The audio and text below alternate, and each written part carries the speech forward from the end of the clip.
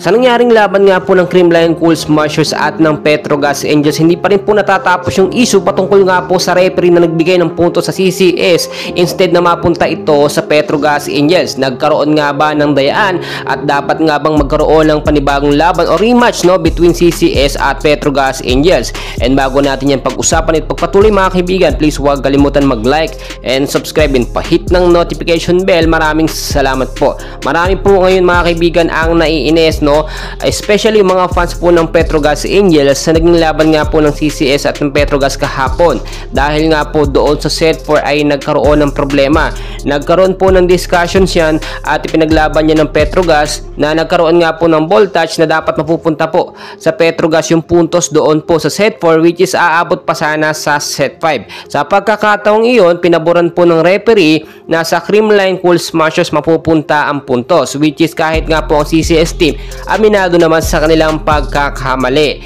Well, alam naman natin kapag ka nagdesisyon po ang referee, hindi na po yan basta-basta agad-agad mababa. Kailangan dyan ng masusing investigasyon, at kapag ka napatunayan nga po yung pagkakamali ng referee, ay posibleng mapawalang bisa yung pagkapanalo ng Creamline at posibleng mauwi pa nga po ito sa tinatawag natin na rematch.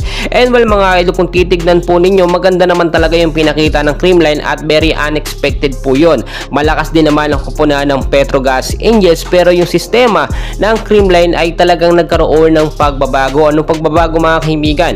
Na-rotate din kasi yung ibang player ng Creamline, especially mga bench player na kapag laro. Yung first 6 lineup malakas dahil nandoon nga po si Tots Carlos, which is nung mga nakaraan ay hindi po siya nakasama sa lineup. Sinasabi natin, malaking factor talaga kapag malakas yung first 6 lineup ng Creamline, nagpipit yan o naglalas yan hanggang sa mga huling set. Do umabot po sa set 4 at posible pa nga dapat mangyari yun sa set 5, aabot pa sana ng set 5 mga kaibigan, pero nagkaroon ng problema.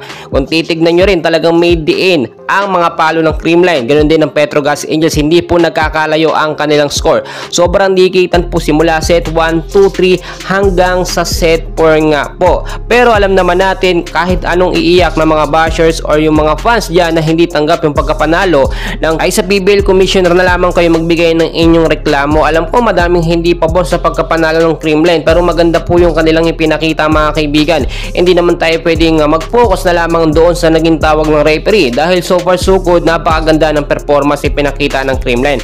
Mga kaibigan, alam natin semifinal sobrang higpit at talagang ipaglalaban kahit napakaliit lamang na touch ng bola para sa puntos ng score. Pero walang dayaan po nangyari dito mga kaibigan. Naging fair din etong Creamline, ganyan din ng Petrogas Angels. Ganyan naman talaga sa laban, may nananalo, may natatalo. Pero syempre dedepensahan natin kung saan yung tamang call po ng referee. Well mga kaibigan, marami pa tayong kaganapan na abangan po natin yung mga susunod na laban po ng Creamline Cool Smashers, kung sila nga ba makakapasok sa finals or makakaharap ba nila muli etong Chocomocho Flying Titans. Patuloy ko po kayong i-update kaibigan, and please huwag kakalimutan mag-like and subscribe for more Creamline and PBL updates. Maraming salamat po.